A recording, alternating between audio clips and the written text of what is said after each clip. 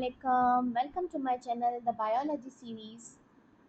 हमने active and passive transport के बारे में पढ़ा था लास्ट टाइम, और वो आई होप आप लोगों को समझ आ रहा होगा। आप मेरी वीडियोस देखें, आप मेरी वीडियोस को शेयर करें, क्योंकि एक लंबा ब्रेक आ गया था तो फिर जाहिर सी बात है बच्चे कनेक्ट नहीं हो पा रहे। लेकिन अब आप ज़्यादा से ज़्यादा शेयर करें ताकि बच्चे कनेक्ट हो और उससे फ़ायदा उठाएं। चलिए अब आज स्टार्ट करते हैं। Role of glycolipids and glycoprotein is cell surface markers. The glycolipids form on the outer side of the phospholipid bilayer of the plasma membrane in eukaryotic cells. मैंने आपको बताया था कि हमारा जो प्लाज्मा मेम्ब्रेन होता है उस पे कुछ ग्लाइकोलिपिड्स एंड ग्लाइकोप्रोटीन्स मौजूद होते हैं। What are glycolipids and glycoproteins? Glycolipids क्या होते हैं? ऐसे किस्म के मॉलिक्यूल्स होते हैं जिनमें कार्बोहाइड्रेट और लिपिड्स होता है, ठीक है। और हमारा जो ग्लाइकोप्रोटीन्स हैं वो ऐसे किस्म के मॉलिक्यूल्स होते हैं जिसके अंदर हमारा कार्बोहाइड्रेट और प्रोटीन होता है। So these are the conjugated molecules that are present on the cell membrane या phospholipid membrane. Okay, it's main function is to maintain stability of the membrane and facilitate cell interaction. अब जो glycolipids होते हैं ना, उनका काम क्या होता है? सेल की स्टेबिलिटी को मेंटेन करते हैं और फैसिलिटेट करते हैं सेल का सेल के साथ इंटरेक्शन। मतलब होता क्या है, ये बेसिकली सेल को एक दूसरे सेल के साथ चिपकने में हेल्प देते हैं, एडिशन में हेल्प देते हैं। किस तरीके से? हमने पढ़ा था कि सेल जो है वो मिलकर टिश्यूज बनाते हैं। तो टिश्यूज बनाने के लिए सेल को मिलना पड़ेगा, और उस मिलने के लिए सेल को एक स्टिकिंग प्रॉपर्टी चाहिए होती है। तो जो स्टिकिंग प्रॉपर्टी होती है वो हमारे ग्लाइकोलिपिड से आती है, और ग्लाइकोलिपिड हेल्प करता है एक सेल को दूसरे सेल के साथ मिलने में और फिर उसका टिश्यू बनाने में। They also help in cellular identification during immune response. अब ये सेल्यूलर आइडेंटिफिकेशन में भी हेल्प देता है। अब इसका मतलब क्या है? अब होता क्या है, हमारे ना आरबीसीज के ऊपर, हमारे जो रेड ब्लड सेल्स होते हैं उनके ऊपर ना एक आइडेंटिटी कार्ड्स लगे हुए होते हैं, जैसे हम एंटीजेंस कहते हैं। अब एंटीजेंस क्या होती हैं? एंटीजेंस एक किस्म की आइडेंटिटी होती है, एक किस्म का टैग होता है जो प्रेजेंट होता है आरबीसी के सरफेस के ऊपर कि भाई मैं ना इसी घर का बंदा हूँ और मैं आपकी फैमिली का बंदा हूँ, ठीक है। ताकि जो प्लाज्मा है ना या इम्यून सिस्टम है वो उस पर अटैक ना कर दे। तो इम्यून सिस्टम का काम होता है कोई भी फॉरेन बॉडी पार्टिकल आ जाए उस पर अटैक करे। तो ये जो आइडेंटिफिकेशन है ये कैसे होगी? ये उस एंटीजन से होगी या उस सेल सरफेस मार्कर से होगी कि भाई ये हमारी फैमिली का बंदा है, इस पर अटैक नहीं करना। और अगर कोई दूसरा बंदा दिखे उसको उसको जो है उस पर हमने अटैक करना है। So it also act as a receptor for virus and other pathogens. तो ये समझ आ गया ना कि सेल आइडेंटिफिकेशन में भी हेल्प देता है। तो एंटीजेंस जो होती है हमारी बॉडी में वो ग्लाइकोलिपिड या ग्लाइकोप्रोटीन के फॉर्म में होती हैं, ठीक है। ये दोनों मिलकर एज एंटीजन भी एक्ट करते हैं, as a cell surface marker भी एक्ट करते हैं, ठीक है। और ये फिर इम्यून रिस्पॉन्स जब होता है फिर उसमें हमें हेल्प देते हैं। और ये जो है ये रिसेप्टर्स भी होते हैं वायरस और अदर पैथोजेंस के लिए। लाइक अगर कोई बॉडी पर वायरस और पैथोजन का हमला हो रहा है और अगर इम्यून सिस्टम स्ट्रांग नहीं है तो वायरस और पैथोजन भी यहाँ पर ही आके अटैच होता है। Specific glycoproteins present on the surface of RBC determine blood in the blood group type A, AB and absence in O।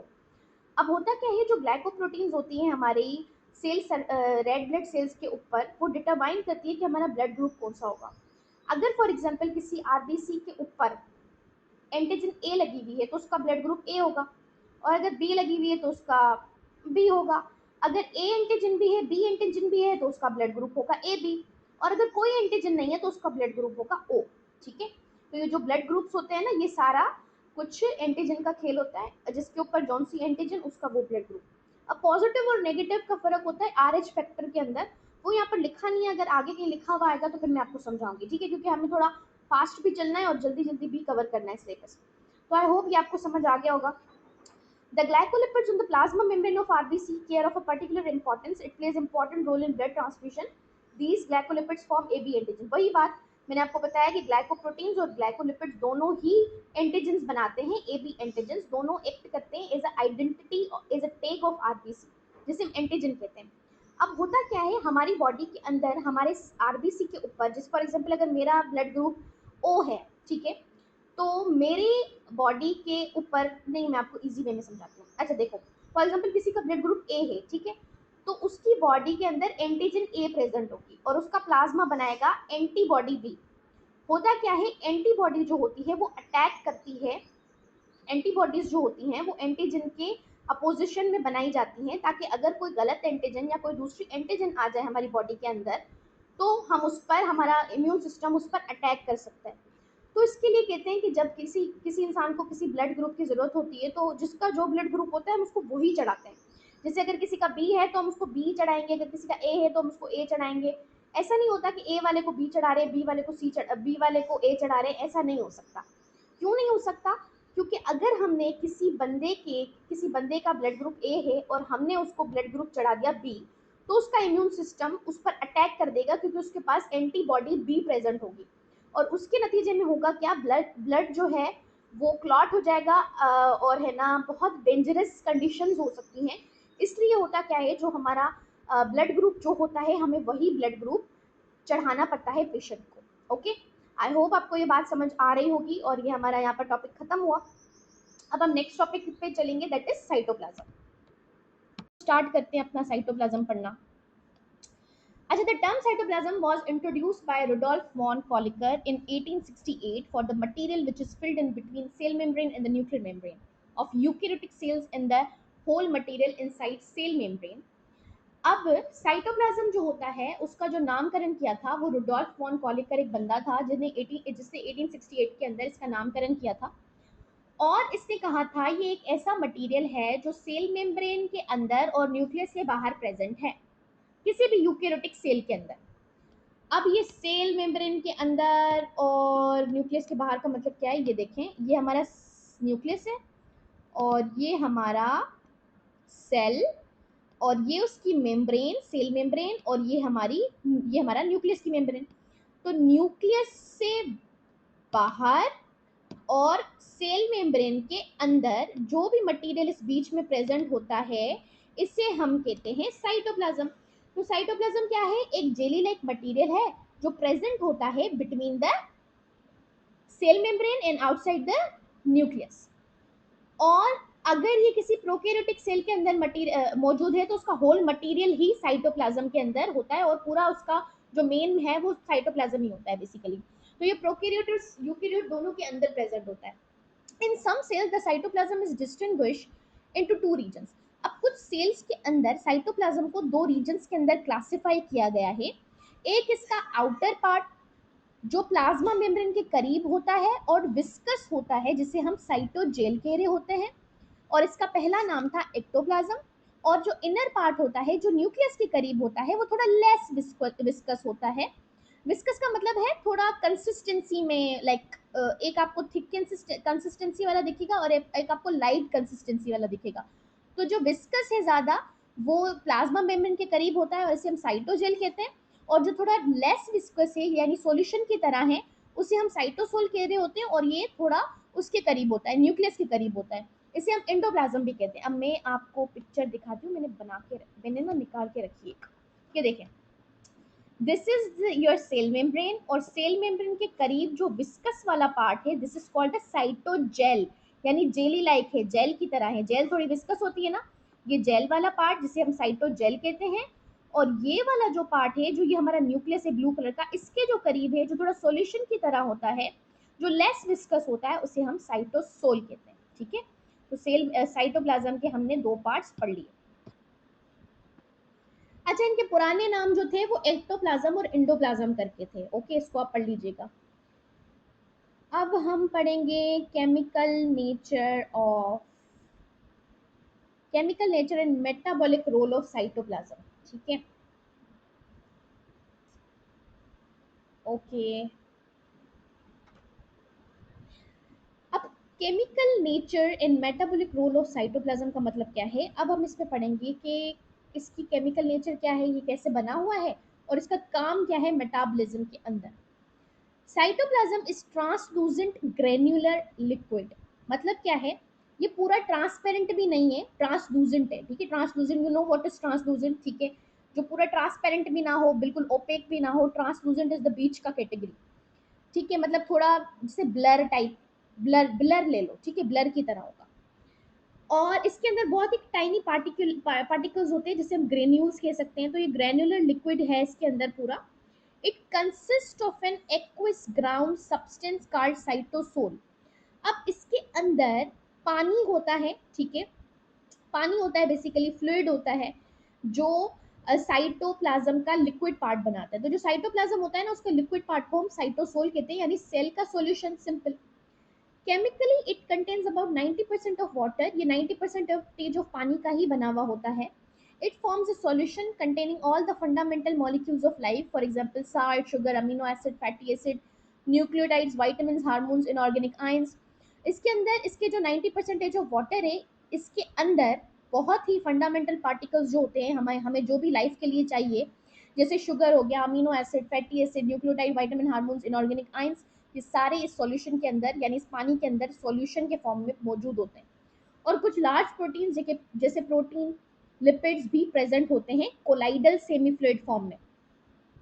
अब इसका मतलब क्या होता है? इसका मतलब होता है थिक जेली लाइक मटेरियल के अंदर प्रेजेंट होते हैं, ठीक है।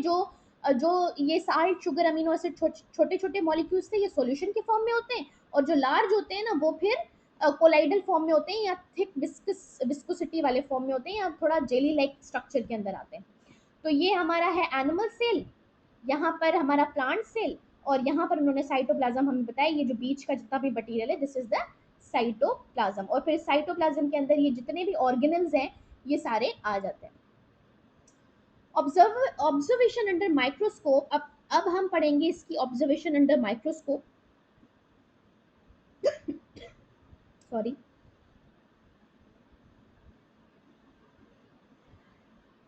Revealed that the cytoplasm is not consist of a liquid part only, it also contain granular part called cytoplasmic organelles, with a granular part a mesh of tiny filaments, the microfibrils, which form a type of skeleton giving rigidity to cell and help unicellular organism in movement. अब scientist ने ये पाया कि जो cytoplasm है ना, वो सिर्फ लिक्विड लिक्विड पार्ट नहीं है, ठीक है, उसके अंदर कुछ स्ट्रक्चर्स, कुछ फाइबर्स प्रेजेंट होते हैं, और ऑर्गेनल्स जो है ना, वो बिल्कुल टाइनी टाइनी स्ट्रक्चर्स की तरह इस साइटोप्लाज्म के अंदर मौजूद हैं। वही ऑर्गेनल्स हमारा माइटोकॉन्ड्रिया हो गया, गोल्जी एपरेटस हो गया, राइबोसोम्स हो गए, एक्स वाई जेड, और ये सारे ना साइटोप्लाज्म के अंदर फ्लोट कर रहे हैं। जैसे समझ लो साइटोप्लाज्म एक समंदर है, और उसके अंदर ये सारी ना फ्लोट कर रहे हैं, ऑर्गेनल सारे वो तैर रहे हैं। Okay, with the granular part a mesh of tiny filaments the microfibril. अब जो है एक नेटवर्क की तरह मौजूद है, ठीक है, इसके अंदर, और कुछ प्रोटीन्स प्रेजेंट हैं, और ये सारा कुछ ना सेल की तरह। अच्छा, मैं आपको समझाती हूँ। अब ये जितने भी माइक्रोफिब्रिल्स और फिलामेंट्स है ना, ये जितने भी प्रोटीन्स और ये सारे जितने भी ग्रेन्यूल्स हैं, ये सारे एक नेटवर्क की तरह इसके अंदर बिछे हुए हैं। मैं आपको आगे चल के एक एक ऑर्गेनल पढ़ाऊंगी ना, उसमें आपको नजर आएगा कि ग्रेन्यू एक बिल्कुल नेटवर्क की तरह बिछे हुए, और ये एज अ सेल स्केलेटन भी वर्क करते हैं। यानी इस तरीके से ये फैले हुए हैं, एक इस तरीके से इन्होंने एक स्ट्रक्चर बनाया हुआ है, जैसे वो लग रहा है कि वो सेल का स्केलेटन है, और वो सेल को सपोर्ट दे रहा है रिजिडिटी में, टफ होने में, स्टैंड करने में, जिसे हम साइटोस्केलेटन भी कहते हैं। तो most of the cytoplasmic organelles are tough to be attach with the cytoskeleton. तो वही बात, ये जितने भी हैं, ये इज अ साइटोस्केलेटन, ये सारे मिलकर एक ऐसा नेटवर्क बिछा रहे हैं जिस जो एज अ साइटोस्केलेटन वर्क कर रहा है। आपको दिखाऊं अगर पिक्चर है तो?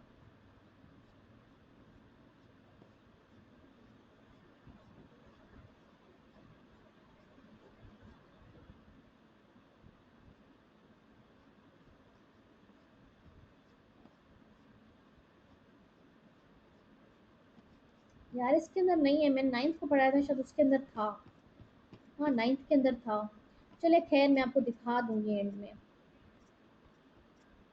कहाँ गया?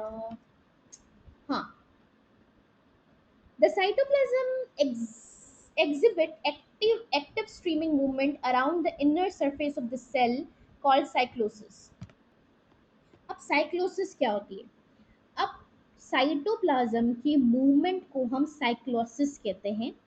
और होता क्या है, इस साइटोप्लाज्म के अंदर एक मूवमेंट हो रही होती है जिसे हम साइक्लोसिस कह रहे होते हैं।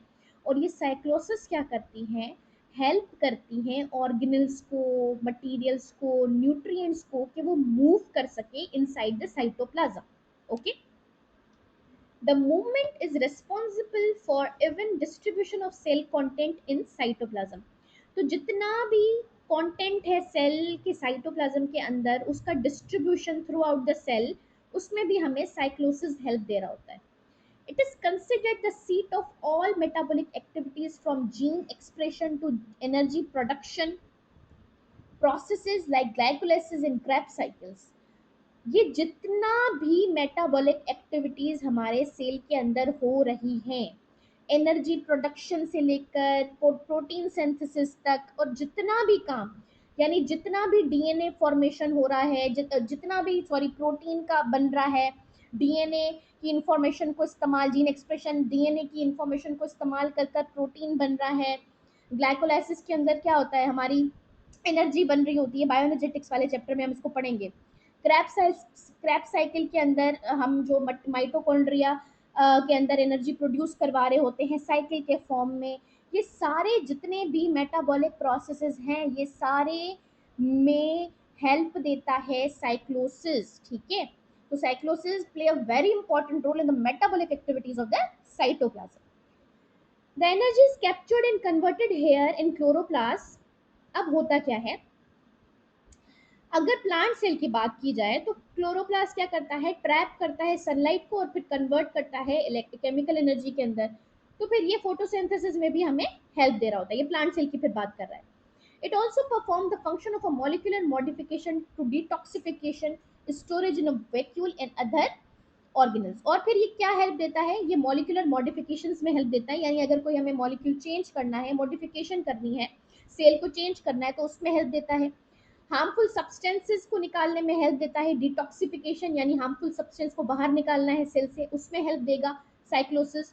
और अगर कोई चीज़ हमने स्टोर करनी है, जैसे पानी, खाना या कोई भी चीज़ सेल ने स्टोर करनी है, तो वो स्टोरेज में हेल्प देगा। ये सारा जितने भी काम है उस सब में हमारा साइटोप्लाज्म का ये जो साइक्लोसिस वाला जो वो है ना एक्टिविटी, एक इसका मतलब फंक्शन, उसमें ये साइक्लोसिस हमें हेल्प देता है, ठीक है। तो मूवमेंट होगी तो वो सारा कुछ खुद ब खुद होता जाएगा, और फिर ये सारी चीज़ें मूव होते होते जो चीज़ सेल के अंदर इंपॉर्टेंट है वो रहेंगी, जो नहीं होगी वो निकल जाएंगी। जो काम करना है, जो नहीं करना, जो कुछ करना है, कुछ स्टोर करना है, कुछ बाहर निकालना है, कुछ किसी का डिटॉक्सिफिकेशन करनी है, किसी के लिए एनर्जी बनानी है, किसको एनर्जी को कन्वर्ट करना है, वॉट एवर जो भी सेल के अंदर हो रहा है वो साइक्लोसिस की हेल्प से हो रहा है। Okay, I hope you get it.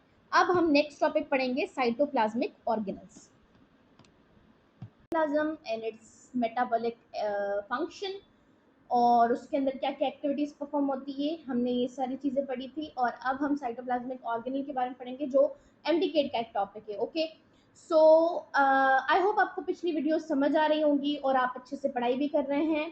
Kindly share my channel ताकि ये बच्चों तक पहुंच सके, और ये एमडीकेट सीरीज जो हमने स्टार्ट की है ये हम टाइम पर ख़त्म भी कर सकें और आप लोगों को इससे फ़ायदा भी मिले। Okay, so cytoplasmic organelles in living eukaryotic cell, variety of organelles are present in cytoplasm such as endoplasmic reticulum, mitochondria, nucleus, plastid, ribosomes, lysosomes, centriole and vacuole। अब जो यूकेरियोटिक सेल होता है उसके अंदर बहुत ज़्यादा ऑर्गेनल्स होते हैं, यानी बहुत वैरायटी ऑफ ऑर्गेनल्स मिलते हैं। जैसे कि इन्होंने ये सब नाम लिया कि इंडोप्लाज्मिक रेटिकुलम है, माइटोकॉन्ड्रिया, न्यूक्लियस है एंड ऑल, ठीक है। They perform their own functions, इन सब का काम होता है अपना अपना काम परफॉर्म करना। ये सारे एक जगह पर मौजूद हैं, साइटोप्लाज्म के अंदर मौजूद है, लेकिन इन सब का काम होता है, इन सब का काम डिफरेंट होता है। लाइकवाइज एक फैक्ट्री है, उसके अंदर अगर कोई फॉर एग्जांपल बिस्किट बनाने की फैक्ट्री है, तो बिस्किट को कोई उसका कोई मटेरियल, रॉ मटेरियल आ रहा है, फिर उसमें से बिस्किट का डो बन रहा है, फिर कोई उस कुकीज़ को ओवन के अंदर भेज रहा है, कोई वर्कर उसका पैकेजिंग कर रहा है, कोई उसकी लेबलिंग कर रहा है, कोई उसकी जो है वो चेकिंग कर रहा है कि कोई चीज़ मतलब ख़राब तो नहीं आ गई, एक्स वाई जेड। तो यहाँ पर क्या है, एक फैक्ट्री है, उसके अंदर सारे वर्कर्स हैं और सारे एक ही कंपनी के लिए काम करें, but all have a different job to do. तो सेम साइटोप्लाज्मिक ऑर्गेनल्स का भी यही सीन होता है। ओके, अब इन सब का एक बेसिक फंक्शंस हैं जो हम इसको डिटेल में पढ़ेंगे। They perform their specific job on the basis of these organelles and their function, the cell is considered is the basic unit of life. और क्योंकि ये सारे अपने अपने काम परफॉर्म कर रहे हैं और सारे एक अलग जॉब परफॉर्म कर रहे हैं, जिसकी वजह से एक सेल जो है वो जिंदा रह पा रहा है, सेल जो है वो उसको हम प्रॉपर तरीके से मतलब सेल अपना प्रॉपर तरीके से काम कर पा रहा है और ये सारे जितने भी काम है हमारी सेल के अंदर ये हो पा रहे हैं। इसकी वजह से ही हम सेल को बेसिक यूनिट ऑफ लाइफ कहते हैं, बिकॉज इसके अंदर सारे काम हो रहे होते हैं जितने भी एक जिंदा रहने के लिए ज़रूरी है। सबसे पहले है endoplasmic reticulum. Indo means inside and plasma means formed substance और रेटिकुलम यानी नेटवर्क। तो अगर मैं कहूँ कि व्हाट इज इंडोप्लाज्मिक रेटिकुलम, तो इंडोप्लाज्मिक रेटिकुलम है क्या, एक नेटवर्क है जो साइटोप्लाज्म के अंदर प्रेजेंट है। Okay, the elaborated tube-like system of lipoprotein formed a complex network of channels extended from plasma membrane to nuclear membrane। अब ये एक किस्म का नेटवर्क लाइक सिस्टम है, ठीक है, यानी वेल डेवलप्ड है और एक ट्यूब्स का नेटवर्क है जो कहाँ से फैला हुआ होता है, जो न्यूक्लियस मेम्ब्रेन के बाहर से कहाँ तक, प्लाज्मा मेम्ब्रेन तक फैला हुआ होता है। लाइक ये आपकी प्लाज्मा मेम्ब्रेन आ गई, मैं आपको बना के दिखाती हूँ। This is your plasma membrane. How to draw, draw क्यों नहीं हो रहा, व्हाट हैपेंड।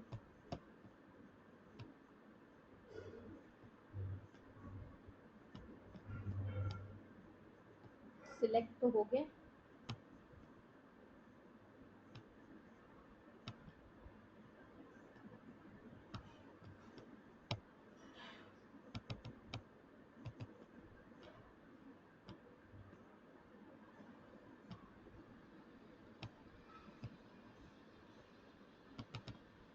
क्या हो गया, ड्रॉ क्यों नहीं हो रहा, ये क्या मसले हैं इसके साथ, इट्स नॉट वर्किंग।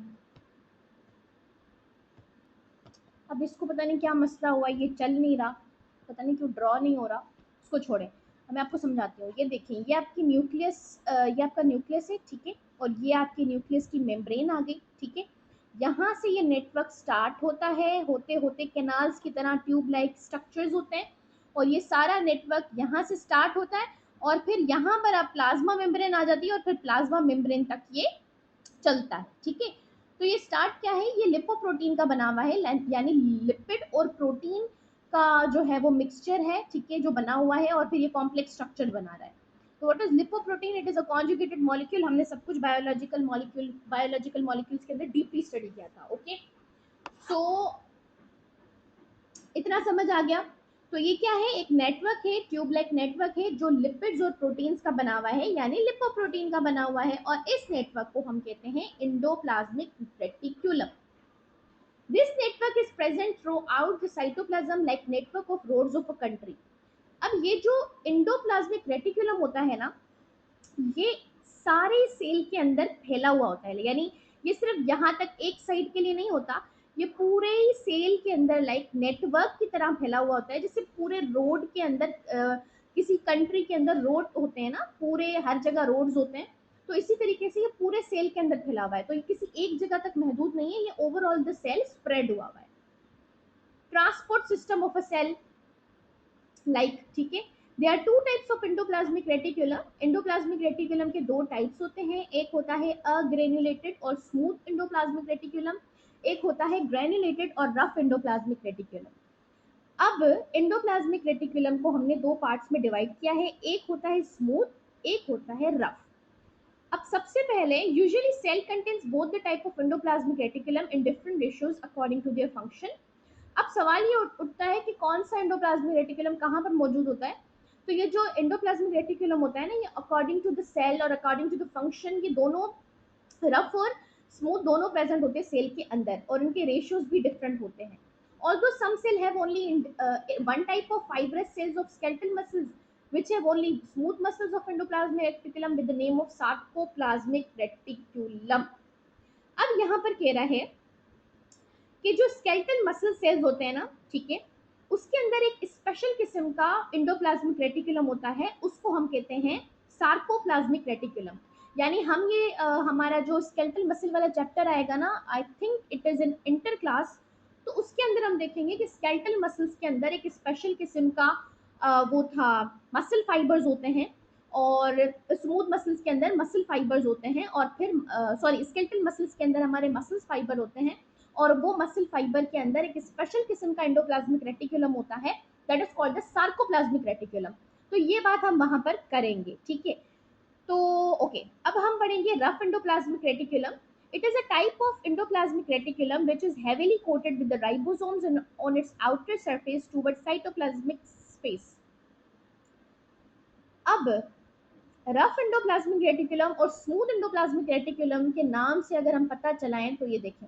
अब रफ का मतलब क्या होता है, लाइक रफ रफ सी स्ट्रक्चर होगी उसकी, और स्मूथ का मतलब बिल्कुल स्मूथ सी स्ट्रक्चर होगी।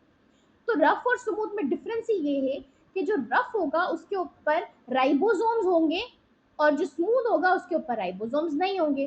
तो अगर फॉर एग्जांपल मैं एक फर्श के ऊपर कोई कुछ चावल फैला दूं, और तो वो फर्श मेरा क्या हो जाएगा, वो रफ टाइप हो जाएगा। लेकिन उसमें से मैं हटा दूं बिल्कुल एक प्लेन सरफेस हो, तो वो स्मूथ हो जाएगा। तो राइबोसोम्स एक में प्रेजेंट है और एक में नहीं है, यही डिफरेंस है, इतना कोई बड़ा डिफरेंस ही नहीं है इसका। तो राइबोसोम्स जो होता है ये एक टाइप ऑफ रेटिकुलम है जो जिसके ऊपर हेवीली राइबोसोम्स कोटेड होते हैं आउटर सरफेस के ऊपर, ठीक है। तो जो ऊपर वाला सरफेस होता है ना, इस पे पूरे राइबोसोम्स फैले हुए होते हैं, इसके लिए हम इसको, इसकी रफ सी अपीयरेंस हो जाती है, इसके लिए हम इसको रफ एंडोप्लाज्मिक रेटिकुलम कहते हैं। It occurs mostly in protein synthesizing cells in high proportion. अब ये जो सेल्स होते हैं ये, अच्छा, रफ एंडोप्लाज्मिक रेटिकुलम का बेसिकली काम क्या होता है, ये उन सेल्स के अंदर लार्ज अमाउंट में प्रोड्यूस होता है जिनका काम होता है प्रोटीन्स बनाना, ठीक है। तो जो प्रोटीन्स बनाने के लिए सेल हैं, या कोई ऐसा सेल जो ज़्यादा प्रोटीन बना रहे हैं, तो स्पेशली ये उसके अंदर ज़्यादा अमाउंट में प्रेजेंट होता है, ठीक है। Next is the process of translation during protein synthesis take place here. अब वेयर, अच्छा, अब होता क्या है मैं आपको बताती हूँ।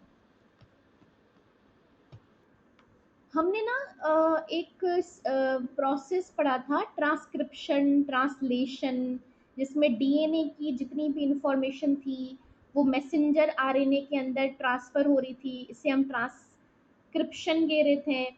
और फिर ट्रांसलेशन के अंदर क्या हो रहा था, जितना भी एमआरएनए के अंदर इंफॉर्मेशन थी वो फिर राइबोसोम्स को आके दे रहा था, और फिर राइबोसोम्स क्या कर रहा था, एमआरएनए की इंफॉर्मेशन को कन्वर्ट करा था प्रोटीन बनाने में, यानी उसको इस्तेमाल करा था प्रोटीन बनाने के अंदर। ये भी हमने बायोलॉजिकल मॉलिक्यूल्स के अंदर पढ़ा है डीप में। तो जो प्रोटीन सिंथेसिस वाला काम होता है ना, वो भी हमारे राइबोसोम्स, तो वो भी हमारा रफ एंडोप्लाज्मिक रेटिकुलम पर होता है, ठीक है। तो बेसिकली तो जो प्रोसेस ऑफ ट्रांसलेशन होता है वो भी रफ एंडोप्लाज्मिक रेटिकुलम पर होगा। क्यों? क्योंकि ट्रांसलेशन का प्रोसेस कौन करवा रहा होता है, एमआरएनए करवा रहा होता है। और एमआरएनए किसके पास मैसेज लेके आता है, राइबोसोम्स के पास लेके आता है। राइबोसोम्स का काम क्या होता है, प्रोटीन बनाना। तो अल्टीमेटली राइबोसोम्स कहाँ पर प्रेजेंट है, रफ एंडोप्लाज्मिक रेटिकुलम के ऊपर प्रेजेंट है। तो फिर ये क्या करेगा, प्रोटीन बनवाएगा, simple. After synthesis, the protein is either stored in the cytoplasm or exported out of the cell through these channels. अब जब प्रोटीन बन गया, राइबोसोम का काम है प्रोटीन बनाना, तो रफ एंडोप्लाज्मिक रेटिकुलम का काम क्या होगा, प्रोटीन बनाना, दैट्स इट। और कोई इसका काम नहीं है जिस प्रोटीन बनाना काम है। तो सिंथेसिस के बाद प्रोटीन अगर इस्तेमाल में है तो साइटोप्लाज्म के अंदर हो सकती है, और अगर नहीं है तो फिर इसको कहीं बाहर नहीं है तो फिर सेल से एक्सपोर्ट भी की जाती है चैनल के थ्रू। अब आगे smooth endoplasmic reticulum.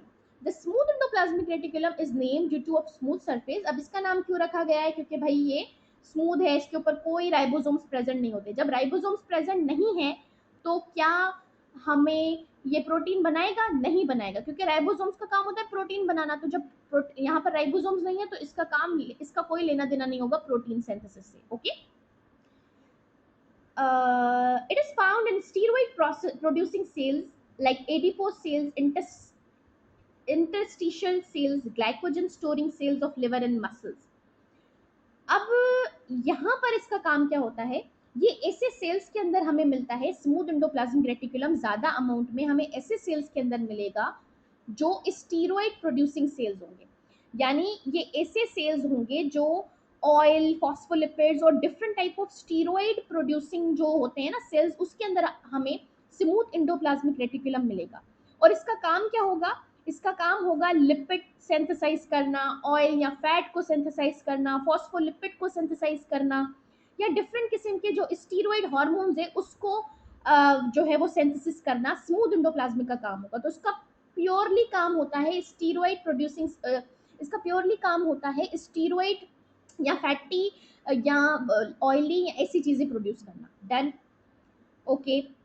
The smooth endoplasmic reticulum, the smooth endoplasmic reticulum provide mechanical support to the cell, और ये सेल के अंदर मैकेनिकल सपोर्ट यानी उसका शेप, उसका स्ट्रक्चर और उसके इंटरनल सपोर्ट्स वगैरह को भी मेंटेन करता है। तो स्मूथ एंडोप्लाज्मिक और रफ एंडोप्लाज्मिक में क्या डिफरेंस है कि रफ के ऊपर राइबोसोम्स प्रेजेंट होंगे, स्मूथ के ऊपर राइबोसोम्स प्रेजेंट नहीं होंगे। रफ का काम है प्योरली प्रोटीन बनाना, क्योंकि राइबोसोम्स का काम प्रोटीन बनाना है तो रफ भी वही काम करेगा। और स्मूथ का काम होगा स्टीरॉइड, सॉरी ग्लाइकोजन, हमारा फॉस्फोलिपिड, हमारा फैटी एसिड्स, हमारे ऑयल्स, हमारे फॉस्फोलिपिड को प्रोड्यूस करवाना। ओके, तो इसका काम ये होगा। और इसका दूसरा काम क्या होगा, मैकेनिकल सपोर्ट प्रोवाइड करना to the cell. I hope आपको समझ आ गया होगा। मैं पिक्चर जो है वो अभी निकालती हूँ नेट से, फिर आपको मैं दिखाती हूँ, ठीक है। ओके, तो ये देखें, ये हमारा है पिक्चर कुछ ज़्यादा जूम हो गई। अच्छा, ये हमारा न्यूक्लियस, ठीक है। और यहाँ पे हमारा यहाँ पर प्लाज्मा मेम्ब्रेन आएगी, और फिर ये आपका रफ एंडोप्लाज्मिक रेटिकुलम, और ये आपका पूरा एंडोप्लाज्मिक रेटिकुलम है, पूरा ट्यूब्यूलर और किनाल टाइप स्ट्रक्चर, ठीक है। और यहाँ पर जो है राइबोसोम्स प्रेजेंट हैं, तो ये आपका रफ एंडोप्लाज्मिक रेटिकुलम। और यहाँ पर आपके राइबोसोम्स प्रेजेंट नहीं है तो ये आपका स्मूथ एंडोप्लाज्मिक रेटिकुलम। कितना इजी है, so simple. Okay, so function of endoplasmic reticulum. The endoplasmic reticulum performs many important functions in the cell. Endoplasmic reticulum का बहुत ही important काम है सेल के अंदर, और ये बहुत important functions perform करता है। It serves as supporting platform for the ribosomes. ये supporting platform की तरह काम करता है राइबोसोम्स के लिए, या लाइक राइबोसोम्स को अटैचमेंट में हेल्प देता है, तो इसके लिए एज ए सपोर्टिंग कैरेक्टर भी है इसका। It forms a structural framework of the cell which increase the surface of the various metabolic reaction, especially smooth endoplasmic reticulum. अब इसका काम क्या होता है, क्योंकि ये एक फ्रेमवर्क देता है सेल को, पूरा एक लाइक पूरा बिछा हुआ है सेल के अंदर, तो ये सेल को फ्रेमवर्क प्रोवाइड करके दे रहा है, उसकी शेप, उसकी ऑर्गेनाइजेशन, उसके मॉलिक्यूल की जो अरेंजमेंट है, उसके ऑर्गेनल्स की जो अरेंजमेंट है, उसके अंदर हमें ये हेल्प दे रहा होता है। तो ये बिल्कुल एक सेल का अंदर से ना एक इंक्रीज सरफेस एरिया में भी हेल्प देगा, क्योंकि इसके अंदर बहुत ज़्यादा फोल्ड्स है ना, तो फोल्ड से होता क्या है, ये सेल को ना एक सरफेस एरिया बड़ा करके प्रोवाइड करके देता है, जिसकी वजह से अच्छे से अरेंजमेंट ऑफ ऑर्गेनल्स हो, शेप उसका सही हो, ऑर्गेनाइजेशन सही हो। तो ये क्या करता है इसके अंदर, क्योंकि फोल्ड्स होते हैं, चैनल्स होते हैं, तो ये बहुत एक सरफेस एरिया इंक्रीज करके देता है, जिसकी वजह से मेटाबॉलिक रिएक्शंस अच्छे तरीके से हो सकते हैं। और जो स्मूथ एंडोप्लाज्मिक रेटिकुलम्स हैं, ये मेटाबॉलिक फंक्शंस परफॉर्म करके देता है, यानी कह रहा है जो स्मूथ एंडोप्लाज्मिक रेटिकुलम है वो ज्यादा as compare to rough endoplasmic reticulum surface area के हिसाब से। It also provides conducting pathway for import, export, for intracellular circulation of various substances. अब इसका काम होता है ट्रांसपोर्ट प्रोवाइड करना, ठीक है, लाइक चैनल्स या रूट प्रोवाइड करके देना, मतलब जगह प्रोवाइड करके देना। और ये ट्रांसपोर्ट में हेल्प देता है, इनसाइड द सेल कोई चीज़ यहाँ से वहाँ पहुँचानी है तो ये अपनी इस ट्रांसपोर्ट के अंदर हेल्प देगा। और दूसरी बात, अगर कोई चीज़ सेल से बाहर भेजनी है तो उसके अंदर ये हमें हेल्प देगा, कोई सब्सटेंस अंदर लाना है तो उसके अंदर हेल्प देगा। तो ये सारी जितनी भी मूवमेंट्स वगैरह है इसके अंदर, सर्कुलेशन वगैरह के अंदर ये हमें हेल्प करता है। It provides passage for RNA to pass from nucleus to various organelles in cytoplasm. अब होता क्या है, जो आरएनए और डीएनए होता है ये कहाँ पर मौजूद होता है, ये हमारा मौजूद होता है न्यूक्लियस के अंदर। तो जो डीएनए होता है उसकी जो इंफॉर्मेशन है वो कॉपी होती है एमआरएनए के अंदर, और फिर एमआरएनए जो है वो न्यूक्लियस से निकलकर बाहर आता है साइटोप्लाज्म के अंदर। तो ये जो पैसेज है, ठीक है, ये जो पैसेज है न्यूक्लियस से बाहर लाना, ठीक है, साइटोप्लाज्म तक, तो क्योंकि देखो मेरी बात सुनो, अब देखो मैंने आपको बताया था कि जो ट्रांसक्रिप्शन वाला जो प्रोसेस होता है ना, इसके अंदर होता क्या है, जो हमारी डीएनए है, डीएनए हमारा पड़ा हुआ है उसके अंदर न्यूक्लियस के अंदर। अब उसको बनवानी है प्रोटीन, प्रोटीन बनेगी बाहर राइबोसोम्स के पास। अब डीएनए खुद तो उठ के आएगा नहीं साइटोप्लाज्म के पास, क्योंकि भाई डीएनए इज अ वेरी इज्जत वाला मॉलिक्यूल है, उसकी बड़ी रेस्पेक्ट है भाई, वो इससे थोड़ी अपनी खुशी छोड़ेगा। तो वो क्या करेगा, वो बुलाएगा एक आरएनए के टाइप एमआरएनए को, बोलेगा इधर आओ और मेरी जितनी भी इंफॉर्मेशन है कॉपी करके अपने पास रख लो, और फिर बाहर जाके राइबोसोम को दे देना, वो प्रोटीन बना लेगा। ये क्या करेगा, एमआरएनए, क्योंकि एमआरएनए भी अंदर ही है ना, वो मूव करके बाहर आ सकता है। तो एमआरएनए जो है वो डीएनए के पास जा रहा है और सारी इंफॉर्मेशन कॉपी करके अपने पास रखी, और फिर वो जब बाहर आया राइबोसोम के पास, तो फिर इसने क्या करवाया, प्रोटीन बनवाई। तो ये किसके अंदर हेल्प दिया, इसने आरएनए को हेल्प दिया राइबोसोम तक पहुंचने के लिए, ठीक है। तो इसने क्या किया, एक ट्रांसपोर्ट सिस्टम या एक पैसेज भी दिया आरएनए को, ताकि वो न्यूक्लियस से बाहर निकलकर साइटोप्लाज्म के अंदर आ जाए। तो ये इसके अंदर भी हमें हेल्प देता है, ठीक है। आगे आपको बात समझ। It helps in detoxification of harmful drugs. अब जितनी भी ड्रग्स होती हैं हार्मफुल, जो हार्मफुल होती हैं हमारी बॉडी के लिए, तो उसको ये लेस हार्मफुल बनाता है, डिटॉक्सिफाई करता है, ठीक है। और storage and release of calcium ions, calcium ions जो है उसको, उसकी स्टोरेज और रिलीज में हेल्प देता है।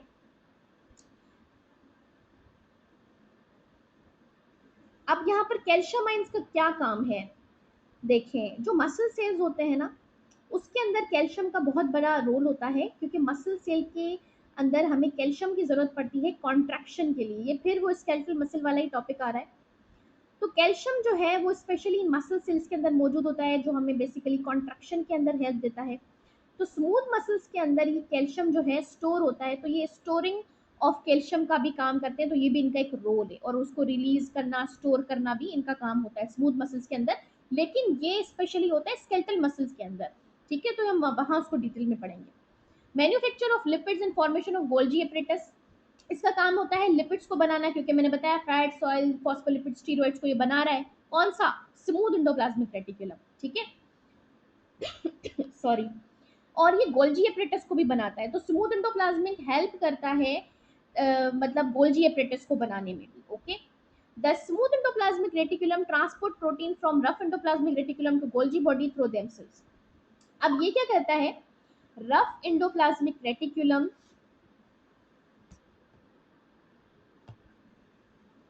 ओके, तो जो प्रोटीन्स बनी है हमारे रफ एंडोप्लाज्मिक रेटिकुलम के ऊपर, ठीक है, अब उसको जो है मॉडिफिकेशन के लिए और पैकेजिंग के लिए, या उसकी चेंजिंग के लिए हम गोल्जी बॉडीज के पास भेजते हैं कि भाई देख लो, इसके अंदर कोई चेंजिंग वगैरह तो नहीं करनी है, एक बार देख लो, ठीक है। तो एक पोस्ट ऑफिस की तरह गोल्जी बॉडी काम करता है, हम आगे इसका फंक्शन पढ़ेंगे। तो ये क्या करता है, रफ एंडोप्लाज्मिक से गुजरती है प्रोटीन्स, और ये सारी जो है वो गोल्जी एपरेटस तक जाती है। तो इसके लिए भी एक ट्रांसपोर्ट प्रोवाइड करके देता है, एक पैसेज प्रोवाइड करके देता है, ठीक है। तो रफ एंडोप्लाज्मिक रेटिकुलम क्या है, ये गोल्जी ट्रांसपोर्ट पाथवे भी है, यानी गोल्जी तक चीजें पहुंचाने में भी हमें हेल्प करता है, सॉरी सेल को हेल्प करता है, okay. So this is it. अब हम पढ़ेंगे गोल्जी एपरेटस। स्टूडेंट्स आज के लिए इतना काफ़ी है, क्योंकि मैंने देखा हमने बहुत लंबी वीडियो हो जाएगी, और फिर मुझे एडिटिंग करने में बहुत प्रॉब्लम होगी, और फिर वो वीडियो ट्रांसपोर्ट करने में भी बहुत मसला होता है, लाइक बहुत टाइम लगता है। तो इसके लिए ये काफ़ी है, ठीक है। इंशाल्लाह मैं नेक्स्ट वीडियो के अंदर आपको गोल्जी कॉम्प्लेक्स, गोल्जी एपरेटस पढ़ेंगे, और फिर एक माइटोकॉन्ड्रिया वाला टॉपिक है, और फिर एक क्रोमोजोम वाला टॉपिक है। तो बहुत कम टॉपिक बचे इस चैप्टर के, इंशाल्लाह वो भी मैं अभी नेक्स्ट वीडियो के अंदर कवर करवा रही हूँ। आई होप आपको मेरा लेक्चर समझ आया होगा, आपने पढ़ा होगा, आपने एंजॉय किया होगा। और मेरे चैनल को प्लीज़ लाइक करें, सब्सक्राइब करें, शेयर करें, और इसको ज़्यादा से ज़्यादा शेयर करें, ताकि बहुत ज़्यादा बच्चों तक पहुंच सके और हम उनकी भी हेल्प कर सकें। ये एमडीकेट सीरीज़ मैंने स्टार्ट की है, लेकिन मेरा काम है वीडियोस बनाना और मेरे वीडियोस को शेयर करना। आपका काम है आप मेरे वीडियोस को शेयर करें, ये बहुत बच्चों तक पहुँचे, okay. I am trying my best to help you guys, क्योंकि मेरे चैनल पर बहुत ही अच्छे कमेंट्स भी आते हैं कि टीचर आपका समझ आ रहा है और आप अच्छा पढ़ा रही हैं, आप प्लीज़ वीडियोस डालें। कुछ स्टडीज़ और कुछ एग्ज़ाम्स वगैरह का बहुत प्रेशर था, जिसकी वजह से मैं वीडियोस नहीं बना पा रही थी। लेकिन इंशाल्लाह अब छुट्टियां हैं, तो मैंने ट्राई किया कि मैं एमडीकेट में आपकी हेल्प कर दूं, और एमडीकेट के अंदर आपकी पूरी वीडियोस आपको प्रोवाइड करके दूं, ठीक है। अभी भी टाइम है, आप दूसरे सब्जेक्ट भी कवर कर रहे होंगे और ये भी आपका हो रहा होगा। तो इंशाल्लाह आप इसमें से पढ़ेंगे, इंशाल्लाह इंशाल्लाह इंशाल्लाह आप सबकी जो जो मुरादें हैं अल्लाह ताला कबूल करेगा। और आप मुझे सपोर्ट करते रहें, मैं आपको सपोर्ट करूँगी, एंड इंशाल्लाह वी विल क्रैक एमडीके। ओके, चलें, अल्लाह हाफिज़, टेक केयर, मिलते हैं हम नई वीडियो में, बाय बाय।